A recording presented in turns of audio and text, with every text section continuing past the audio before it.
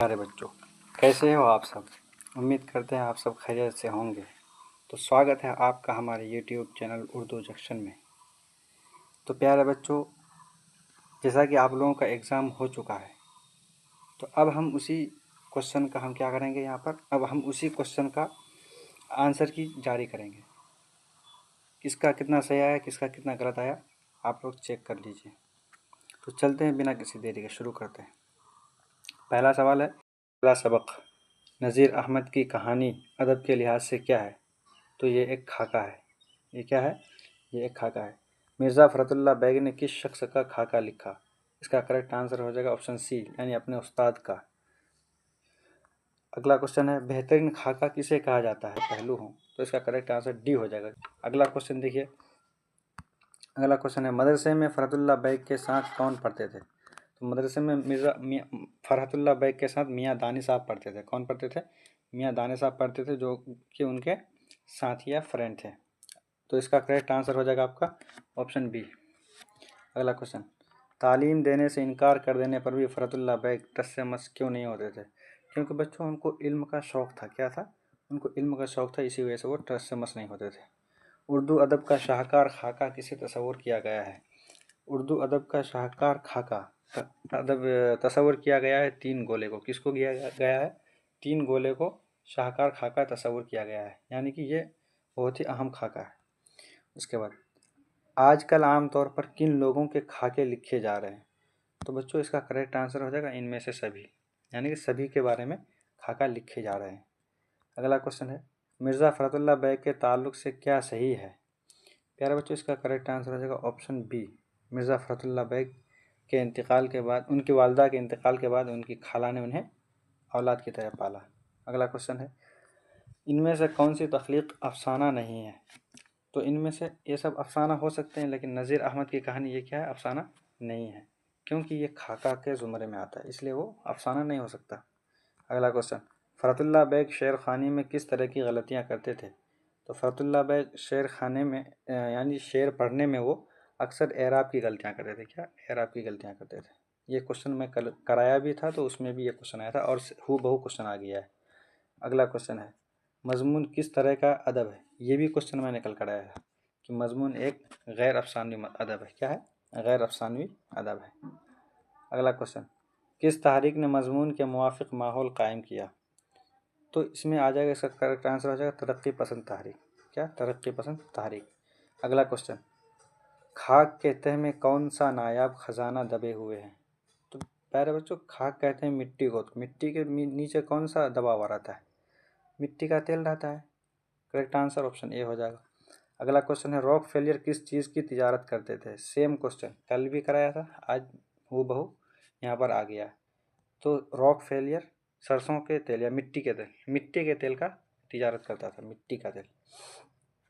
तिजारत करने वाले को क्या कहते हैं? तिजारत करने वाले को ताजिर कहते हैं। Option B correct answer.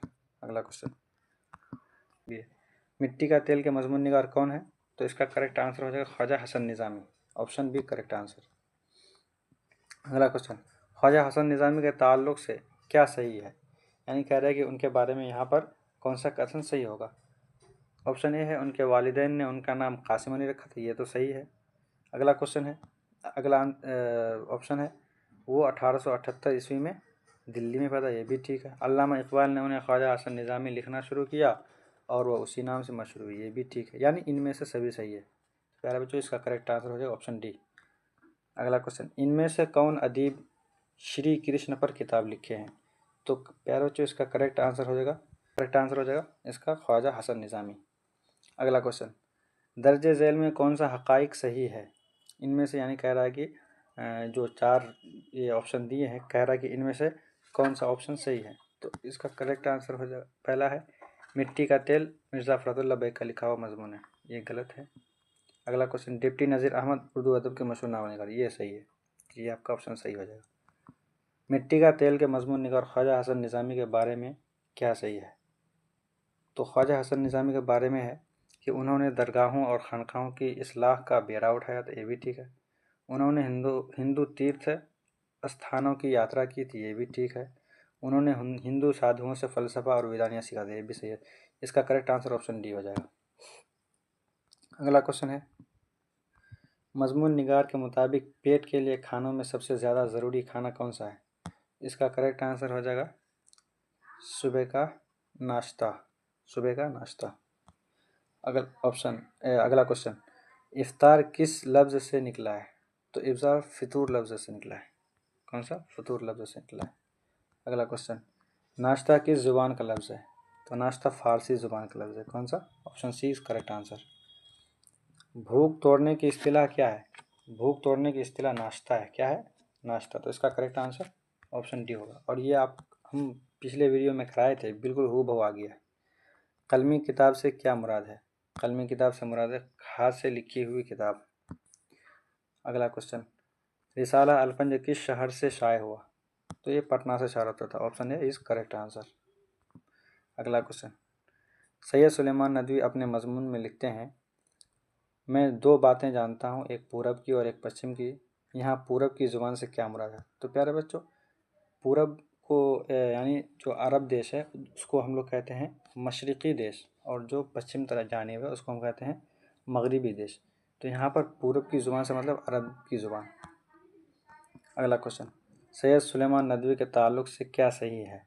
यानी कि ये कह रहा है कि सैयद सुलेमान नदवी के बारे में जो ये सब लिखा गया है, तो इसमें से यहाँ पर कौन सा सही है? तो इनमें से सभी सही है। जैसे देखो, शिबली नौमानी के वो उस्ताद थे, सैयद सुलेमान नदवी शिबली नौमानी के उस्ताद थे। उनकी वाबस्तगी अल हिलाल से भी रही है, और मुख्तसर अदालत के बाद उनका इंतकाल कराची में हो गया। तो इनमें से करेक्ट आंसर ऑप्शन डी हो जाएगा। अगला क्वेश्चन, बस्ती दसना किस ज़िला में है? तो बस्ती दसना मेरे नालंदा ज़िला में है। नालंदा या गया ज़िला में होगा। आप लोग थोड़ा देख करके हमको बताइएगा ये। अगला क्वेश्चन, बाज़ पुराने लफ्ज़ों की नई तहक़ीक़ क्या है? तो बाज़ पुराने लफ्ज़ों की नई तहक़ीक़ ये एक मज़मून है बच्चों। क्या है? ये एक मज़मून है।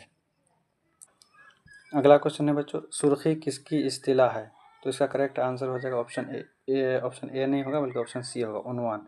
यानी उन्वान के लिए हम सुर्ख़ी का इस्तेमाल करते थे। किसके लिए? उन्वान के लिए। अगला बच्चों, क़िस्सा गोई की मुख्तसर सूरत किस सनफ़ की ख़ुसूसियत है? यानी कि क़िस्सा गोई का जो किसी भी क़िस्सा को मुख्तसर अंदाज़ में अगर बयान करना हो तो वो हम किस इसमें कर सकते हैं? हम अफ़साना के रूप में उसको हम कर सकते हैं मुख्तसरन। अगला क्वेश्चन है, उर्दू के पहले अफ़साना निगार कौन है? यानी कि उर्दू के सबसे पहले अफ़साना निगार कौन है? तो सज्जाद हैदर यलदरम साहब है। अगला क्वेश्चन, अफ़साना के ताल्लुक़ से क्या सही है? यानी कि अफ़साना में आप किन चीज़ों को रखना चाहते हैं? तो यहाँ पर 4 ऑप्शन है। पहला ऑप्शन है वो तहरीरी क़िस्सा जिसे एक ही नशिस्त में पढ़ लिया जाए, ये सही है। फ़िक्शन की ये सब मुख्तसर शक्ल है, ये भी ठीक है। इसका लाजमी आंसर वहदत तासीर, ये भी ठीक है। यानी ऑप्शन डी इसका करेक्ट आंसर हो जाएगा। अगला क्वेश्चन, हिंदू और सिख पागलों को किस मुल्क के हवाले किया जा रहा था? तो इसका करेक्ट आंसर हो जाएगा Hindustan. Option C is correct answer. Anglo Indian पागल किस वार्ड में थे? तो प्यारे बच्चों, इसका करेक्ट आंसर हो जाएगा ऑप्शन ए। यानी इंग्लो इंडियन जो पागल थे वो यूरोपियन वार्ड में रहते थे। कहाँ रहते थे? यूरोपियन वार्ड में रहते थे। अगला क्वेश्चन, अफसाना टोबा टेक सिंह में किस पागल खाने की कहानी है? तो यहाँ पर लाहौर के पागल खाने की कहानी। कहाँ के? लाहौर के पागल खाने की कहानी है। अगला क्वेश्चन है, बिशन सिंह के मुस्लिम दोस्त का क्या नाम था? यानी बिशन सिंह के साथ जो उसका दोस्त रहता था तो उसका नाम क्या था? फजल दीन नाम था। क्या? फजल दीन उनका नाम था। अगला क्वेश्चन, सादत हसन मिंटू कौन है? तो सादत हसन मिंटू यानी किस चीज़ के लिए वो यहाँ पर जाने जाते हैं? तो इसका करेक्ट आंसर हो जाएगा अफसाना निगारी के लिए जाने जाते हैं। किस चीज़ के लिए? अफसाना निगारी के लिए वो जाने जाते हैं। अगला क्वेश्चन, टोबा टेक सिंह में किन लोगों के तबादले की बात की जा रही है? तो टोबा टेक सिंह जो एक कहानी है उसमें पागलों के तबादले की बात की जा रही है। अगला क्वेश्चन है, सनफ़ नज़म के ताल्लुक़ से क्या सही है? यानी नज़म में क्या किन किन चीज़ों का होना ज़रूरी है? तो एक ख्याल को सिलसिलावार आगे बढ़ाना, ख्याल के इर्तिक़ा के बाद अंजाम तक पहुंचाना, ये भी ठीक है। एक मखसूस उन्वान तय करना, ये भी ठीक है। यानी ऑप्शन डी इसका करेक्ट आंसर हो जाएगा। अगला क्वेश्चन, उर्दू की पहली जदीद नज़म किसे करार दिया गया है? उर्दू की पहली जदीद नज़म शब कदर को ही करार दिया गया। Option A is correct answer. अगला क्वेश्चन, आज़ाद नज़म की तरक्की किस तहरीक के ज़ेर असर हुई? तो आज़ाद नज़म की तरक्की पसंद तहरीक के ज़ेर असर हुई। Option B is correct answer. अगला क्वेश्चन देखिए, शायर ने नज़म गुफ्तगू किसके नाम मंसूब किया है? प्यारे बच्चों, ये नज़म जो गुफ्तगू है ये है हिंद और पाकिस्तान के दोस्ती के नाम। तो option C is correct answer.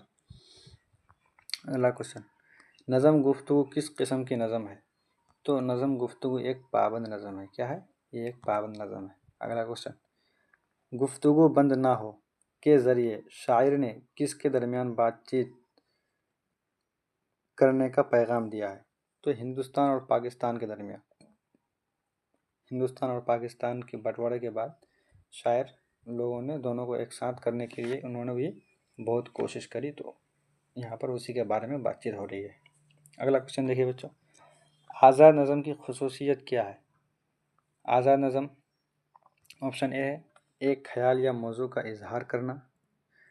उसके बाद कई किस्म के उसूलों की पाबंदी से आज़ादी, छोटे और बड़े मिसरे इस्तेमाल करने की आज़ादी। इसका करेक्ट आंसर हो जाएगा option D. Option D is correct answer. अगला क्वेश्चन है बच्चों, निसाब में शामिल शायर अली सरदार जाफरी के ताल्लुक़ से क्या सही है? तो इस कह रहा है कि उनके बारे में क्या सही है। तो ऑप्शन ए है वो बलरामपुर में उत्तर प्रदेश में पैदा हुए। तो ये ऑप्शन सही है। ऑप्शन बी है वह तरक्की पसंद तहरीक के सरगर्मियों के शायर थे। तो ये भी सही है। अगला क्वेश्चन है, आज़ाद नज़म की हैयत में उन्होंने बेहतरीन शायरी का सरमाया अंजाम दिया था। तो ये भी सही है। अगला क्वेश्चन है, अच्छा ऑप्शन डी इनमें से सभी। तो करेक्ट आंसर ऑप्शन डी हो जाएगा, यानी वो इनमें से सभी। अगला क्वेश्चन, निसाब में शामिल गुफ्तगू क्या है? तो गुफ्तगू एक नज़म है। क्या है? गुफ्तगू एक नज़म है। Option C is correct answer. अगला क्वेश्चन, मेरा सफ़र का शायर कौन है? प्यारे बच्चों, इसका करेक्ट आंसर हो जाएगा ऑप्शन सी हो जाएगा, यानी अली सरदार जाफरी साहब क्या है? इसका शायर है नज़म मेरा सफ़र। अगला क्वेश्चन है, शायर के मुताबिक मौत से कब्ल की कैफियत क्या है? तो मौत से पहले क्या क्या होता है? आँखों की रोशनी चली जाती है, ज़ुबान से उसकी गोयाई छीन जाती है, खून की रफ्तार और दिल की धड़कन थम जाती है, यानी इनमें से सभी। ये option D is correct answer. अगला क्वेश्चन, नज़म मेरा सफ़र के ताल्लुक़ से क्या सही है? यानी कह रहा है कि नज़म मेरा सफ़र में जो कहा गया है और यहाँ पर जो ऑप्शन है तो दोनों में क्या सही है? तो कह रहा है कि इस नज़म का पहला मिसरा फिर एक दिन ऐसा आएगा, यानी इस ये अल्फाज हैं, ये सही है। इस नज़म के शायर अली सरदार जाफर, ये भी ठीक है। इनमें शायर उसमें शायर मौत के सफ़र की मानवियत को पेश किया है, ये भी सही है। तो option D is correct answer. अगला क्वेश्चन, गालिब उर्दू के अलावा किस ज़ुबान में शायरी करते थे? तो इसका करेक्ट आंसर हो जाएगा फ़ारसी में वो शायरी करते थे। Option A is correct answer. अगला क्वेश्चन, गज़ल किस सनफ़ से पैदा हुआ है? तो प्यारे बच्चों, गज़ल पैदा होता है कसीदा से। तो option C is correct answer. अगला क्वेश्चन, गज़ल के ताल्लुक़ से क्या सही है? कह रहा है कि गज़ल के बारे में इनमें से कौन सा सही है? तो ऑप्शन ए है इसके हर शेर में ख़यालात बदल जाते हैं, ये सही है। इसके पहले शेर के दोनों मिसरा आम तौर से हम काफ़िया व हम रदीफ़ होते हैं, ये भी सही है। इसके आखिरी शेर में शायर अपना तखल्लुस इस्तेमाल करते हैं, ये भी सही है, यानी option D is correct answer. अगला क्वेश्चन, दर्जे झैल में कौन सा हक़ाइक़ गलत है? कह रहा है कि इसमें से कौन सा गलत है? मिर्ज़ा गालिब 27 दिसंबर 1779 ईस्वी मिर्ज़ा गालिब 27 दिसंबर 1797 ईस्वी को आगरा में पैदा हुए।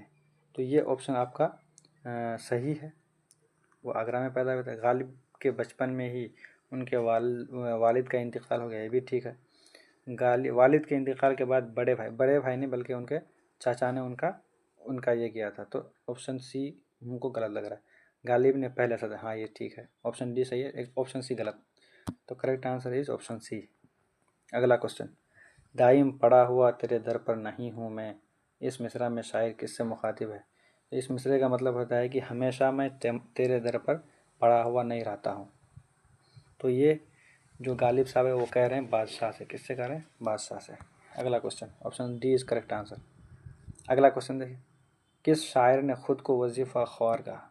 तो गालिब साहब अपने आप को क्या कहते हैं? वजीफ़ा ख्वार कहते हैं। Option B is correct answer. अगला क्वेश्चन,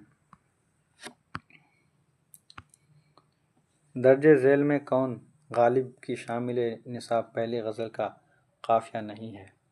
तो इसका करेक्ट आंसर हो जाएगा आपका प्यारे बच्चों option A is correct answer यानी पत्थर। अगला क्वेश्चन, गालिब ने पेंशन के सिलसिले में किस शहर का सफ़र किया था? तो वो कलकत्ता का सफ़र किया था।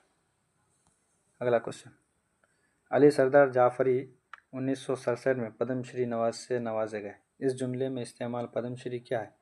पद्मश्री सरकार की तरफ से दिया जाता है, तो इसीलिए हम उसको क्या कहेंगे? खिताब कहेंगे। जो सरकार की तरफ से दिया जाता है उसको खिताब कहते हैं। यूं ही घर रोता रहा गालिब तो अहले जहाँ, इस मिसरा में गालिब क्या है? अच्छा, कह रहे हैं कि मिसरा में गालिब जो इस्तेमाल किया गया है तो वो क्या है? तो वो तखल्लुस है। क्या है? वो एक तखल्लुस है। शायर अपने लास्ट शेर में जो इस्तेमाल करता है जो नाम, उसको हम तखल्लुस कहते हैं। अगला क्वेश्चन है, हुकूमत की तरफ से जो एजाज़ी नाम दिए जाते हैं उसे क्या कहते हैं? उसे खिताब कहते हैं। उसको क्या कहते हैं? खिताब कहते हैं। अगला क्वेश्चन है, शायर अपने अशआर में जो नाम इस्तेमाल करता है उसे क्या कहते हैं? तो उसको हम तखल्लुस कहते हैं। अगला क्वेश्चन देखिए बच्चों, शायर की जमा क्या है? शायर की जमा शुआरा होता है, तो option D is correct answer. अगला क्वेश्चन, उर्दू का लफ्ज़ी मतलब क्या है? तो उर्दू का लफ्ज़ी मतलब लश्कर होता है। क्या होता है? लश्कर। तो option A is correct answer. अगला क्वेश्चन, इम्तिहान गाह कवायद के लिहाज से क्या है?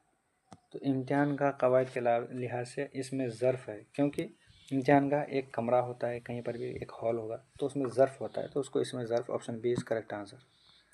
दो ऐसे अल्फाज जिनका तलफ़ुज़ एक जैसा हो, यानी बोलने में एक जैसा हो, लेकिन इमला यानी लिखना और मुख्तलिफ हो, यानी ऐसे अल्फाज जो बोला जाता है एक ही तरह का लेकिन लिखा जाता है अलग और उसका माना भी अलग अलग होता है, तो उसको हम क्या कहते हैं? हमसूत अल्फाज कहते हैं। क्या कहते हैं? हमसूत। सूत मतलब होता है आवाज़, अरबी लफ्ज़ है सूत। अगला क्वेश्चन है, अर्ज़ का हमसूत क्या है? अब देखो यहाँ पर अर्ज़ आइन से है और एक अर्ज़ अलिफ से है, दोनों एक ही तरह सुना जाता है लेकिन लिखा जाता है अलग और माना भी अलग अलग होता है। आइन आर, आइन रा ज़ाद, इसका मतलब होता है किसी से गुजारिश करना, और अर्ज़ मतलब अलिफ से अर्ज़ होगा तो उसका मतलब होता है ज़मीन। अगला क्वेश्चन, वो लफ्ज़ जो इसम के बदले में इस्तेमाल की जाती है उसे हम क्या कहते हैं? उसे हम ज़मीर कहते हैं। क्या कहते हैं बच्चों? ज़मीर। तो option B is correct answer हो जाएगा इसका। हम ये सब पढ़ाएंगे आप लोगों को, ये कवायद भी पढ़ाएंगे इंशाअल्लाह। एक पूरी सीरीज़ चलेगा इसका कवायद का, आप लोग को बहुत जल्द यूट्यूब में वो मिलने वाला है। तो आप लोगों को ये वीडियो कैसा लगा आप लोग कमेंट में ज़रूर बताइए, और शेयर कीजिए अपने दोस्तों में, लाइक कीजिए और चैनल को सब्सक्राइब भी कीजिए। तो मिलते हैं अगले वीडियो में, तब तक के लिए खुदा हाफिज़।